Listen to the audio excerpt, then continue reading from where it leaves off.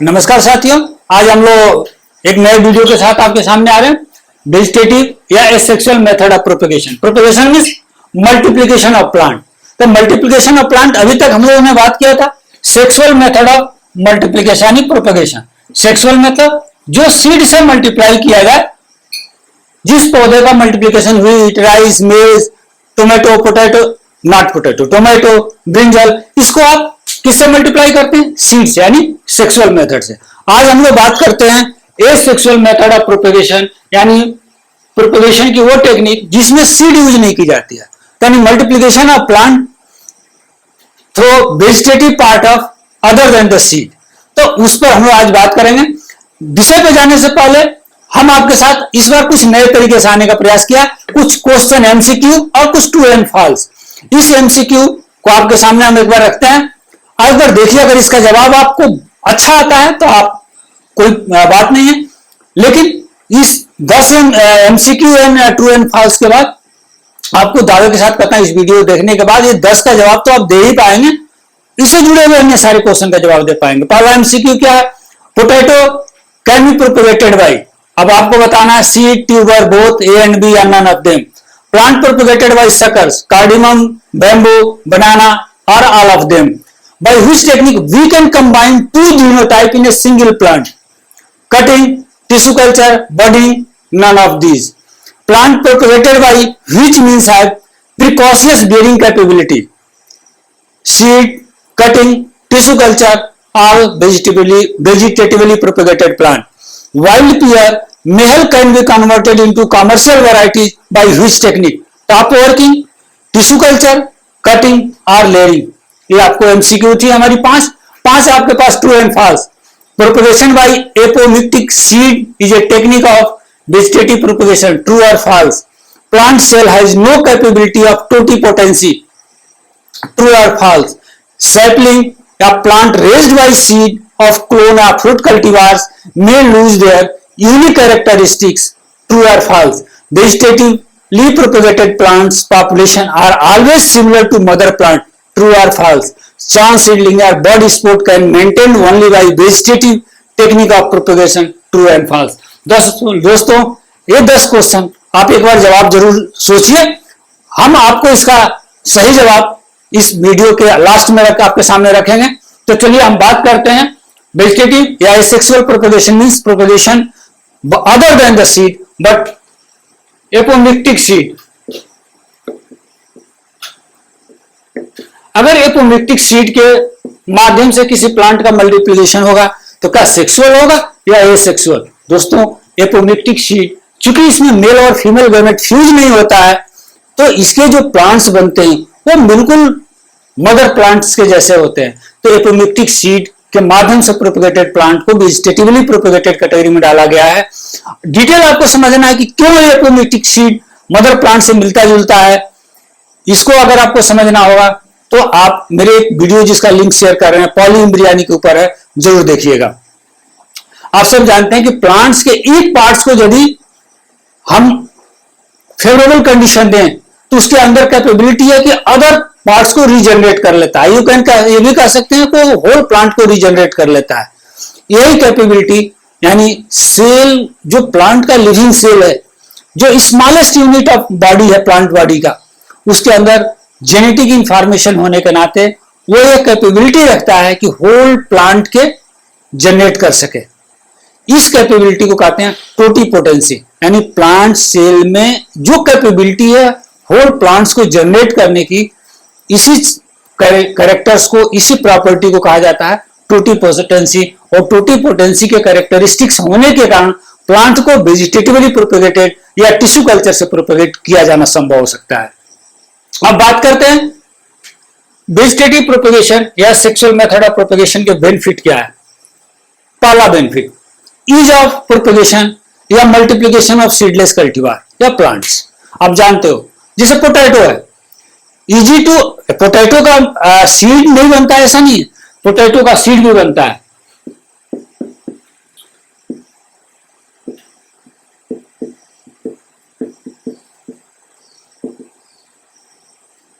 Potato का seed भी बनता है, लेकिन जिसको टीपीएस कहते हैं, ट्रू पोटैटो सीड कहते हैं, लेकिन इजी और फास्ट जो किसान यूज करता है वो ट्यूबर से यूज करता है। कार्डिनम सीड बनता है, लेकिन उसका कमर्शियल मल्टीप्लिकेशन कैसे करते हैं? शक्कर से करते हैं। बैम्बू का शक्कर से करते हैं। बहुत ऐसे क्रॉप हैं जिसका सीड नहीं बनता है। Ginger, turmeric, sugar cane, seed even बनता भी है तो कमर्शियली इसका यूज नहीं किया जाता मल्टीप्लिकेशन में। लेकिन ग्रेप्स की सीडलेस वैरायटी है, बनाना की सीडलेस वैरायटी है, pineapple seedless, novel orange seedless, अंजीर सीडलेस, रोज सीडलेस। यदि सीड ही नहीं बनता है तो सेक्सुअल मेथड ऑफ प्रोपगेशन बिल्कुल संभव नहीं है। तो यहां पर हमारे पास एक ही विकल्प है, हम एसेक्सुअल या वेजिटेटिव मेथड ऑफ प्रोपगेशन का टेक्निक यूज करें।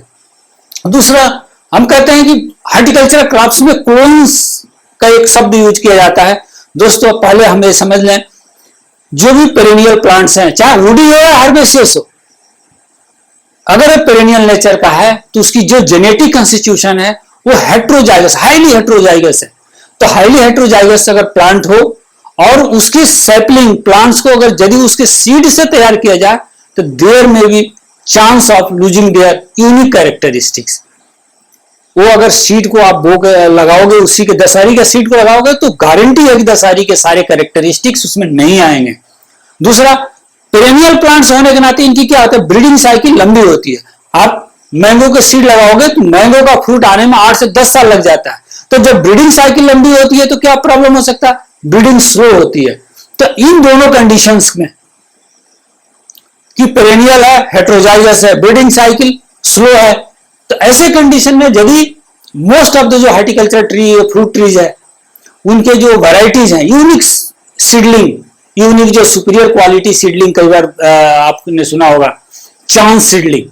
तो chance seedling one can only maintain and reproduce by vegetative propagation techniques.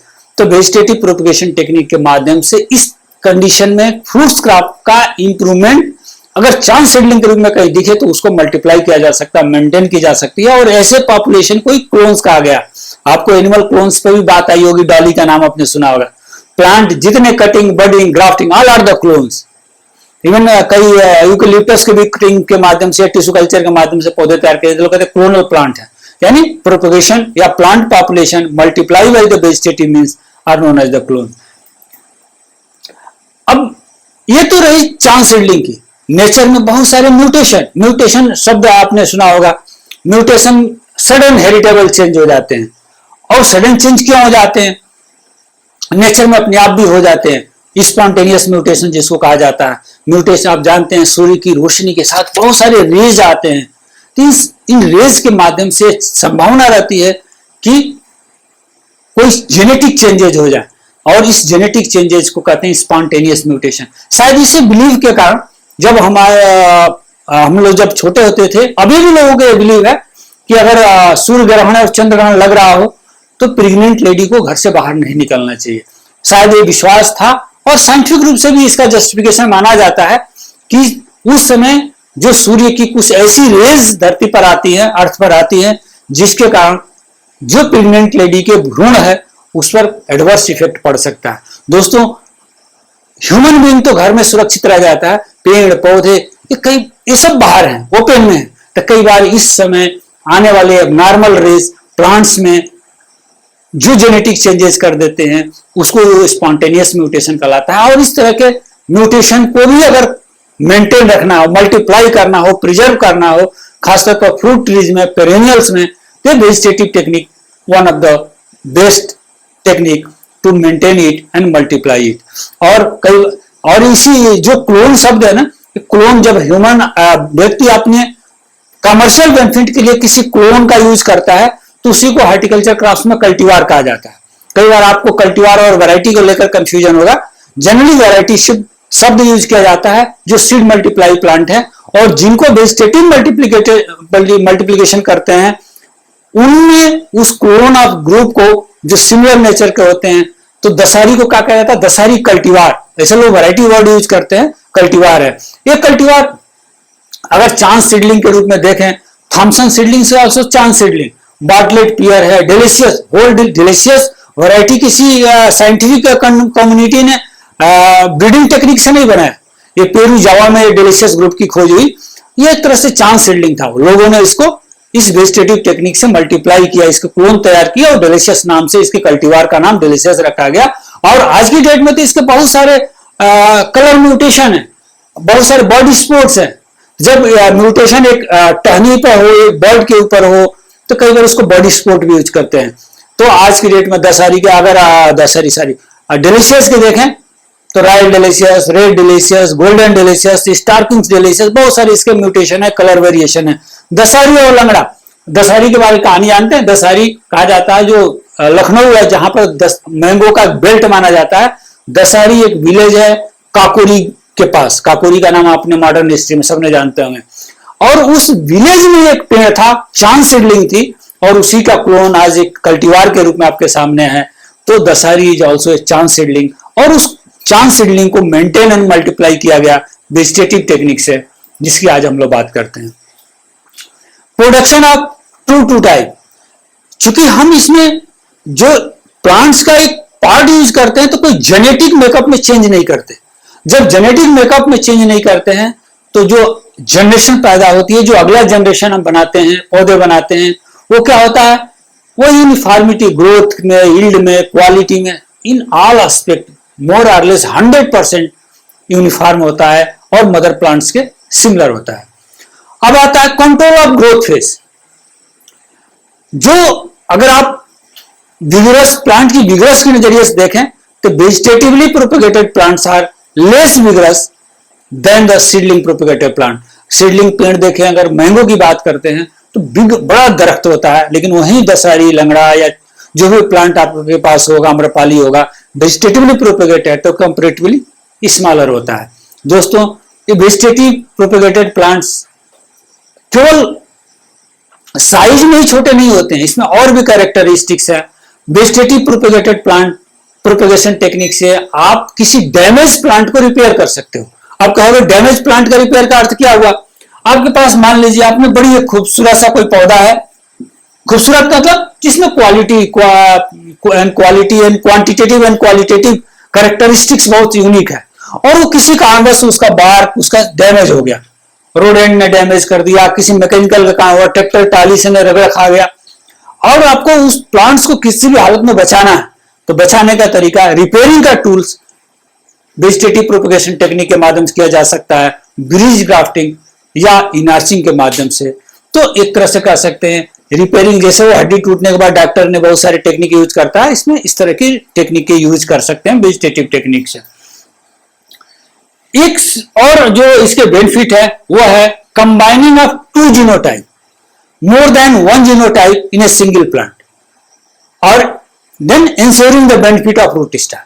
आप जानते हैं प्लांट एक प्लांट है, इसका दो सिस्टम हो गया, एक रूट सिस्टम, एक शूट सिस्टम। यदि आप कई बार ऐसा देख रहे हो कि हम व्हीट में, राइस में, टोमेटो में, ब्रिंजल में कहते हैं कि this is resistant plant variety चाहिए, लेकिन कई बार ऐसा होता है कि वैरायटी तो रेजिस्टेंस आ जाती है, वैरायटी तो बायोटिक से बायोटिक रेजिस्टेंस दे देती है, लेकिन जो उसका प्रोडक्शन क्वालिटी है, चाहे वो क्वालिटेटिव हो या क्वांटिटेटिव हो, वो उस लेवल का नहीं होता है जो चाहिए। अगर लेकिन जब ऐसी कंडीशंस आती हैं तो वैरायटी रिलीज नहीं हो पाती है। इस वेजिटेटिव प्रोपेगेशन टेक्निक में एक बेनिफिट है कि अगर ऐसी कोई प्लांट है जिसकी रूट, जिसमें बायोटिक और एबायोटिक स्ट्रेस सहने की क्षमता हो, तो उसके ऊपर हम अपने अच्छी परफॉर्मिंग वैरायटी को लगा सकते हैं। और ये कह सकते हैं कि सॉइल कंडीशन को अगर ड्राउट हो, फ्रॉस्ट हो, इवन पेस्ट रेजिस्टेंस हो, अगर उस रूट सिस्टम में है सॉइल पेस्ट को रेजिस्ट करने की, तो उसके ऊपर हम कमर्शियल वैरायटी को लगाने की क्षमता हो। तो इसमें जब ऐसी कंडीशन में जब रूट सिस्टम एक अलग जेनेटिक मटेरियल का हो, शूट सिस्टम एक अलग जेनेटिक मटेरियल का हो, जिसको कहते हैं रूट स्टॉक, इसको कहते हैं साइंस।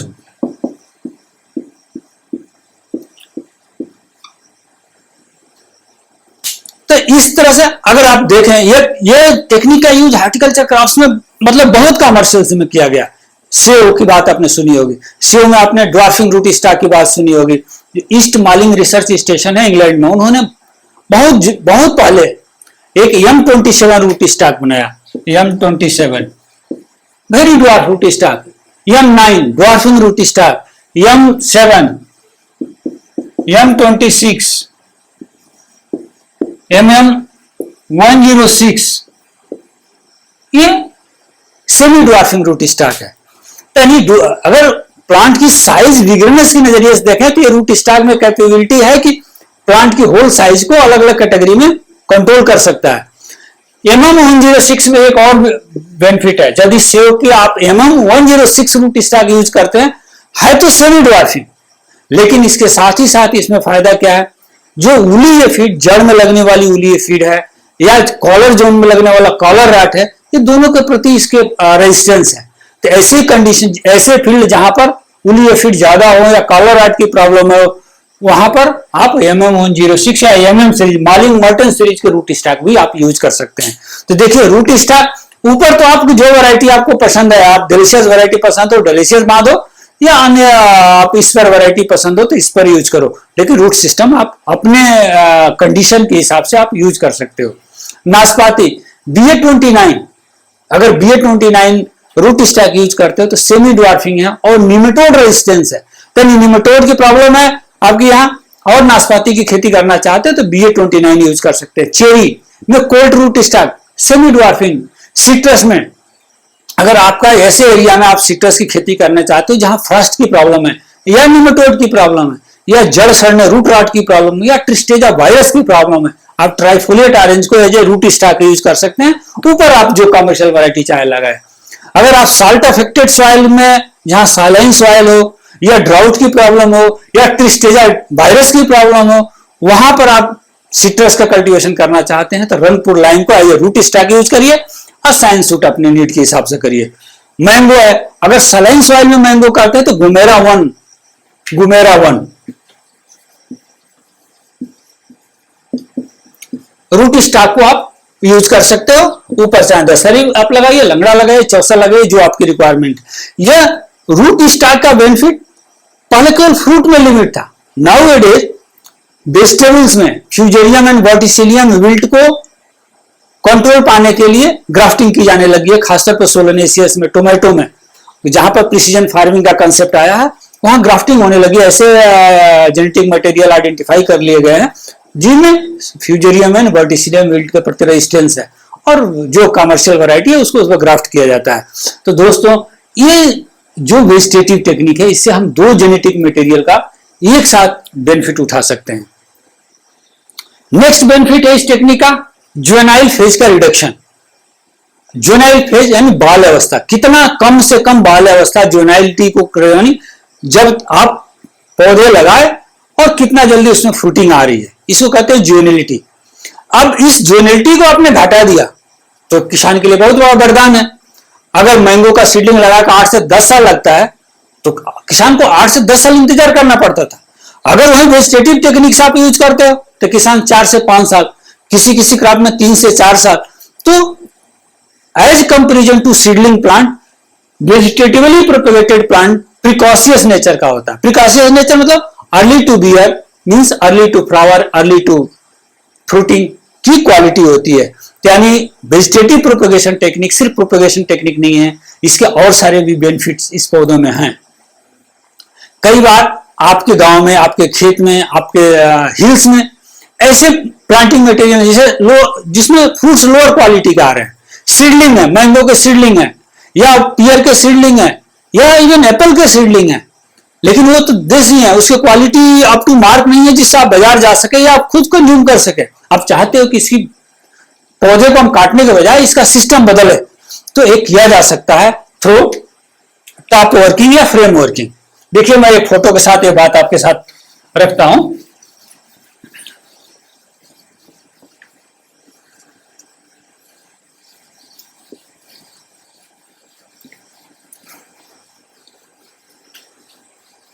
तो जब किसी सीडलिंग या किसी इंफीरियर क्वालिटी के प्लांट्स का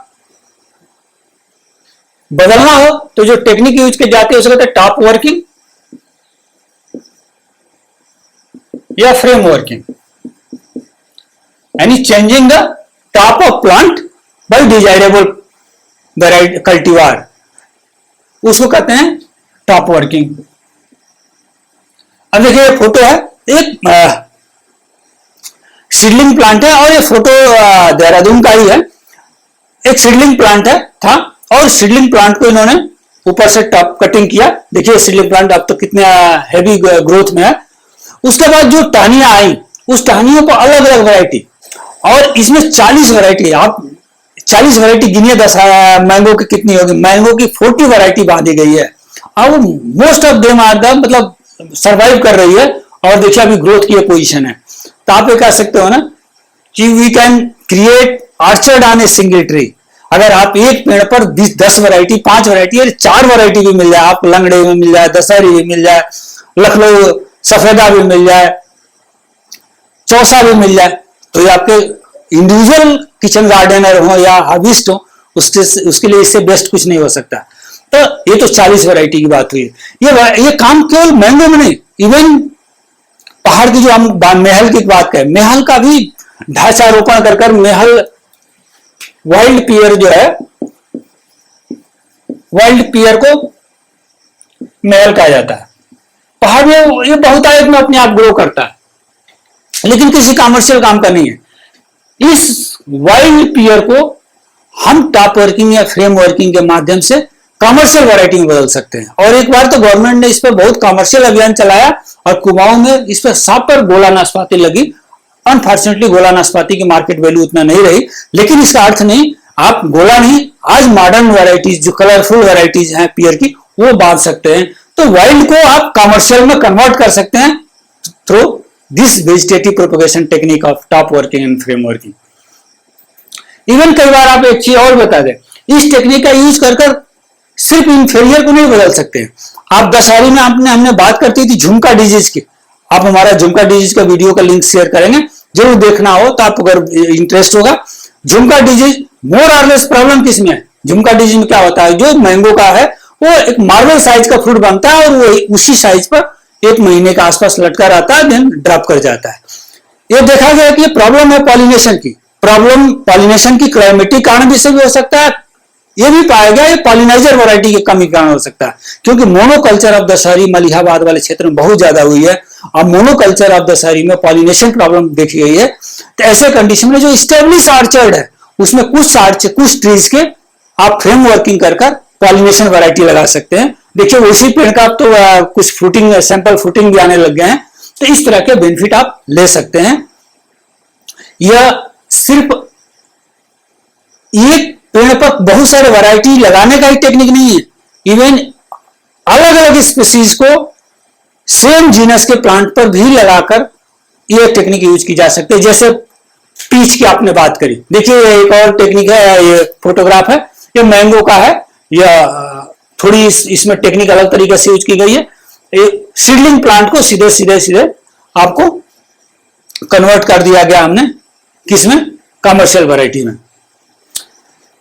पीच के रूट स्टॉक पर पीच, प्लम, एप्रिकॉट, यानी पीच का रूट स्टॉक एक यूज हो, सीडलिंग रूट स्टॉक हो, सीडलिंग रूट स्टॉक हो, उस पर हम क्या कर सकते हैं, पीच, प्लम, एप्रिकॉट, आलमंड, ये सारे को एक ही पेड़ पर हम बांध सकते हैं। तो आप कह सकते हो ना, इतने सारे फ्रूट्स की आनंद, इतने सारे फ्रूट्स का प्रोडक्शन एक सिंगल प्लांट पर किया जा सकता है। तो ये रही इसके बेनिफिट। और कोई बेनिफिट है? बेनिफिट तो बहुत सारे हैं। अब बात आती है इस वेजिटेटिव प्रोपगेशन टेक्निक के तरीके क्या क्या है। तरीकों का जो मेथड्स हैं उसको अलग अलग मेथड्स पे हम अलग अलग वीडियो में बात करेंगे। आज हम बात करेंगे कि कौन कौन सा मेथड है। तो अगर पहला मेथड देखें तो propagation on its own root stock, on root system. अगर जब किसी मेथड में रूट सिस्टम और शूट सिस्टम एक ही जेनेटिक मटेरियल का बनता हो तो उसको कहते हैं ओन रूट सिस्टम। और इस ओन रूट सिस्टम पर जो वेजिटेटिव प्रोपगेशन करने की टेक्निक है इसमें दो है। पहला है कटिंग, दूसरा है लेयरिंग। कटिंग एंड लेयरिंग मतलब जब प्लांट से किसी पार्ट को कटिंग कर एज पर प्लांट्स अलग अलग, किसी में स्टेम कटिंग होती है, किसी में लीफ कटिंग होती है, किसी में रूट कटिंग होती है, तो कटिंग की जाती है। कटिंग में क्या प्लांट्स को प्रोपगेट जो प्रोपेग्यूल है, जो प्लांट्स के पार्टों से पहले ही सेपरेट कर दिया जाता है मदर प्लांट से। लेयरिंग में क्या करते हैं, प्लांट को मदर प्लांट से, प्रोपेग्यूल को मदर प्लांट से या साइन सूट को मदर प्लांट से तब डिटैच करते हैं जब उसमें रूटिंग हो जाए। तो लेयरिंग की टेक्निक, जैसे एयर लेयरिंग लीची में काफी कमर्शियल है। तो ओन रूट सिस्टम पर प्रोपेगेशन का दो टेक्निक है। दूसरा है propagation root system of other plant, यानी अदर प्लांट के रूट सिस्टम का यूज किया जाए, यानी यहां दो जेनेटिक मटेरियल का यूज है। इसमें दो टेक्निक है, इसमें भी बडिंग एंड ग्राफ्टिंग। जब एक सिंगल बर्ड को रूट स्टॉक पर बांधा जाए तो उसे बडिंग कहते हैं, और जब पूरे साइंस सूट को बांधा जाए तब उसे ग्राफ्टिंग कहते हैं। और third one, that is the propagation by specialised vegetative structure. Specialised vegetative structure मतलब propagation by tuber, rhizome, suckers, runners, offset, यानी स्पेशलाइज्ड वेजिटेटिव स्ट्रक्चर से कर सकते हैं। Last one, that is a modern technique, tissue culture या micro propagation. तो इस तरह से 4 कैटेगरी में हम लोगों ने लगभग 6 मेथड का अलग आगे की वीडियो में जरूर चर्चा करेंगे आपसे। तो आज हमने बात करी वेजिटेटिव प्रोपेगेशन, वेजिटेटिव प्रोपेगेशन के लाभ, अब कौन कौन से उसकी विधियां हैं। अब हम फिर आते हैं एमसीक्यू पर। अब उस एमसीक्यू का जवाब मुझे जरूर आशा है कि इस वीडियो के बाद आप खुद दे पाएंगे, फिर भी मैं आपके नॉलेज के लिए अब उसके आंसर देने का प्रयास करता हूं। पहला, potato can be propagated by, देखिए इसमें सीड, बिल्कुल सीड से भी की जा सकता है, true potato seed, tuber, tuber से तो कमर्शियली होता है, यानी बोथ ए एंड बी। इसमें सही आंसर है both A and B. Plant propagated by suckers, कार्डियम में सकर्स करते हैं, बैम्बू में सकर्स करते हैं, बनाना में सकर्स करते हैं, सही आंसर है all of them. By which technique we can combine 2 genetic genotype in a single plant. Cutting बिल्कुल नहीं साहब, own root system. Tissue culture own root system पर होता है। Budding, that is the right answer, none of this, ये भी नहीं है। तो बडिंग में रूट सिस्टम और शूट सिस्टम दो अलग अलग जेनेटिक मटेरियल होते हैं, तो बडिंग से हम कंबाइन कर सकते हैं।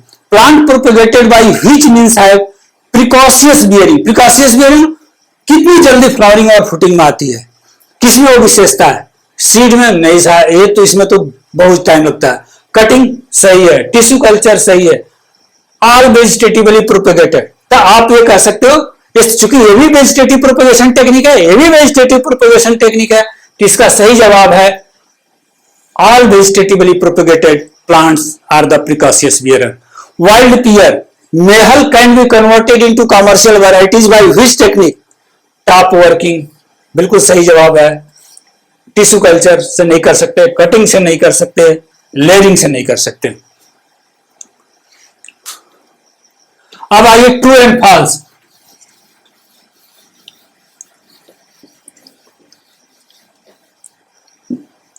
Propagation by apomictic seed technique of vegetative propagation, बिल्कुल ट्रू। सीड होने के बावजूद चूंकि इसमें 2 गैमेट का फ्यूजन नहीं है, तो यह जनरली सोमेटिक सेल से बनता है, इस नाते इसे वेजिटेटिव प्रोपेगेशन टेक्निक के रूप में माना गया है।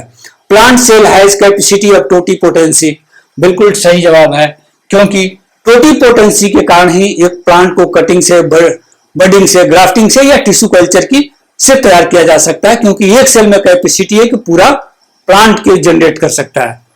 Sapling plant raised by seed of clone या फ्रूट कल्टीवार्स में लूज देयर यूनिक कैरेक्टर, बिल्कुल ये भी सही जवाब है कि अगर सैपलिंग को सीड से, अगर क्लोन या फ्रूट्स के सीड को ग्रो करेंगे तो यूनिक कैरेक्टर्स वो लूज कर सकता है। Vegetatively propagated plant population are always similar to mother plant. पहले हमने कहा टू टाइप, जो वेजिटेटिव प्रोपेगेटेड प्लांट है वो टू टाइप होते हैं, तो सही है कि vegetatively propagated plant always similar to mother plant. Chance seedling या bud sport can maintain only by vegetative techniques of propagation, ये भी आपको हमने बताया कि चांस सीडलिंग या बर्ड स्पॉट को मेंटेन करने का और उसके पॉपुलेशन बढ़ाने का जो टेक्निक है वो वेजिटेटिव, खासतौर पर फ्रूट्स क्रॉप में आप इसको कह सकते हैं कि पेरेनियल्स में अगर ये सेंटेंस है तो ट्रू जवाब है। तो दोस्तों मैंने प्रयास किया सब्जेक्ट को और सब्जेक्ट का से जुड़े हुए कुछ क्वेश्चन को